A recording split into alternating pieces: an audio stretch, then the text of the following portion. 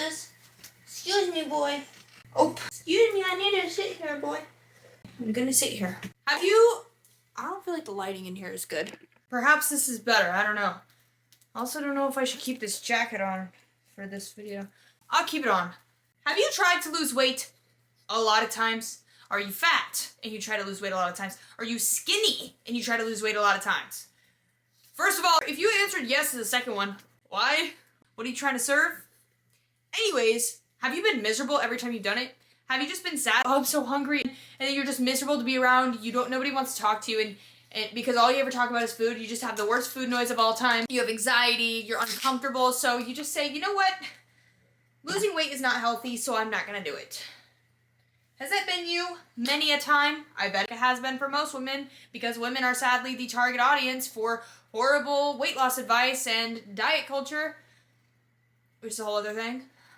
Alright, this intro has completely gone out the window, out of left field, whatever the heck the saying is. Maybe I'm combining two sayings here. I truly don't know. My point is, have you been miserable every time you've tried to lose weight? If you answered yes, let me just tell you, you are doing it wrong. I know, you don't want to hear that. You don't want to hear that you're doing it wrong. You want to think, no, weight loss is just, it's bad. I don't have to do it, because everybody's brains, they look for excuses. This is everybody. It's not just you, it's not just me. Everybody's brain looks for an excuse. How can I get away from losing weight? It's unhealthy, because every time I've done it, I've been miserable. Probably because you were doing it frickin' wrong. Has this ever been you? I'm a girl. I weigh 200 pounds. I'm going to Google search, how much calories to lose weight if you're 200 pounds? Very vague, not specific, just a random search. And then you look it up and it says, eat 1,000 calories because you accidentally got into the freaking ED side of Reddit and they're telling you to eat 1,000 calories a day. So you try that. You do it one day, you're successful. A little bit hungry, whatever. You do it the second day, a little bit hungrier, but you're successful. You do it the third day. Wow, you're starving, but you still do it. Fourth day comes around.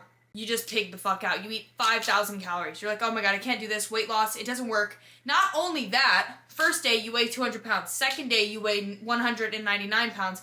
Third day you weigh 198 pounds. So you think, oh my god, this is working because your body's losing so much water weight. So then when you pig out and eat 5,000 pounds, naturally you assume, well, weight loss is just miserable. This is just what weight loss is. Now I'm here to tell you, with my foot out apparently, don't clip that! My god, if you're screen recording that, if you're screenshotting that right now to put in your freaking spank, go see a therapist. I should be able to show my foot in a damn YouTube video without people saying, oh, feet on the internet for free. Yes! My little space on the internet shows feet, and it'll stay that way. Anyways, let me do a thumbnail real quick. 6, 7. Alright, let me get back into what I was saying. Why did this happen to you?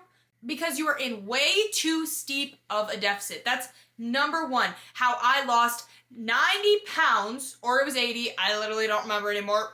I literally don't remember because I'm freaking chaotic as shit. I went from 250 pounds to now 155 pounds. Actually 163, but we're gonna pretend I'm 155. We're rounding. Here's how I did it without ever being miserable one time, and here's how you can do it too. Number one.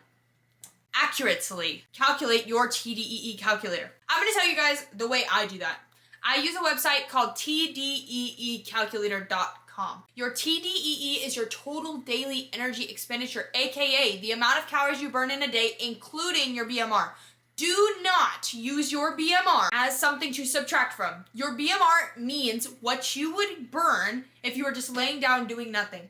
That just doesn't matter to you. It's a piece of information. It doesn't matter to you. It would matter to freaking doctors if they needed to feed you. That's why you learn those things. It doesn't matter to you. Ignore it, right?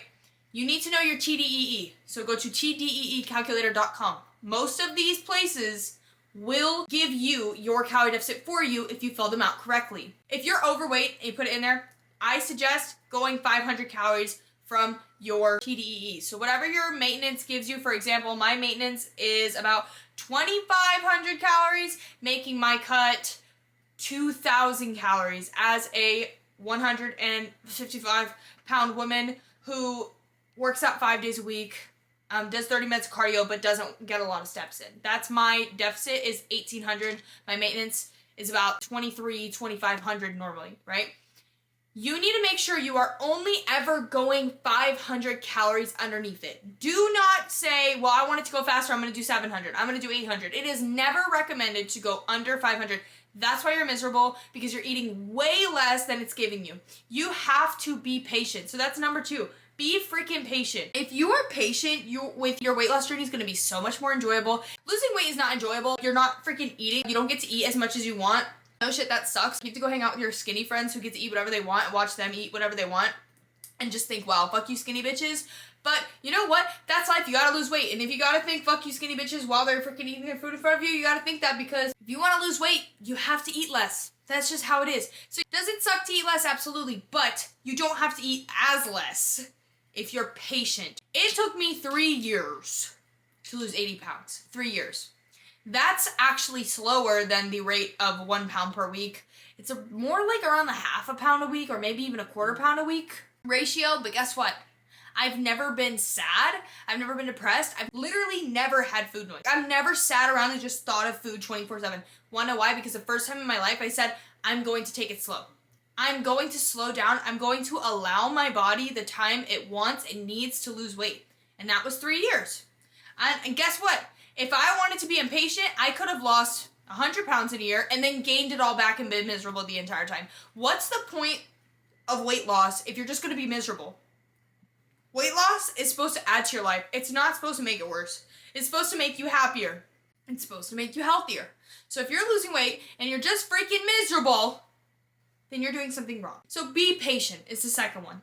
The third one, give in to cravings when necessary. If you are constantly craving things because you're on a weight loss journey and sometimes you have cravings that are outside your calorie limits, what I've found is that if you ignore those cravings for long enough, depending on the type of person you are, if you ignore them for long enough, they tend to compound onto each other, and instead of just being a tiny little snowball of a craving, it's a freaking avalanche eventually. So for an example, when I first started losing weight, I actually did 1 a week cheat days. I don't recommend doing that anymore, and I stopped doing that, but it helped me for a period of time because I was like, well, on this day, I'll go a little bit over my calories. Obviously, 1 cheat day could actually bring your entire deficit up to a maintenance for the entire week. So it wasn't a binge day. It was more like, today, I'm just going to eat what I'm craving when I'm craving it. But eventually that stopped working because I did start treating it like a binge day instead of a cheat day or a cheat meal. So what I do now is if I have a craving in a moment that is so intense, it's messing with my thoughts, it's messing with my life, I'm uncomfortable, I'm unhappy, I give into it. But I give into it in small amounts. I don't say, I want a cosmic brownie so bad, and then I eat 8 of them. I will just eat 1. That's one thing I've had to teach myself. Because those skinny people that you see, they don't eat, then they eat so much. No, because they're eating the serving size, and they're eating just 1. I've never in my life had the discipline to say, I'm just gonna eat 1.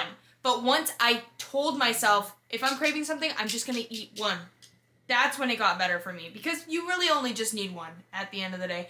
And giving into my cravings in small amounts have actually lessened my cravings so much, because I know I can have it whenever I want. If I'm putting these limitations on myself, no, I can't have it ever, then I'm going to crave it more. Because it's like a little kid. If you tell them they can't have candy, they're going to want candy. That's literally just how it is.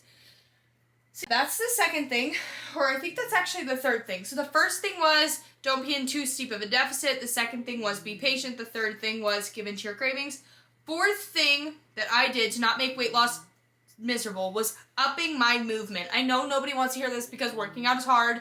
It's extremely hard. It puts your body in freaking fight or flight. It's annoying. You don't like working out because it hurts. I freaking get it. But I'm sorry to say it, if you move more, you get to eat more. And I'm not saying, oh, I do 3 hours of cardio so I can just do a binge meal. I'm not saying binge and purge. I'm saying if you want your deficit to not be something that literally gives you a baby's freaking meal plan, then you need to move more. And specifically, you need to lift weights, because lifting weights burns more calories throughout the day. Not only that, moving more and eating healthier actually raises your metabolism. It is very slight, and it'll take a lot of time, but it will raise your metabolism and will make you able to eat more food.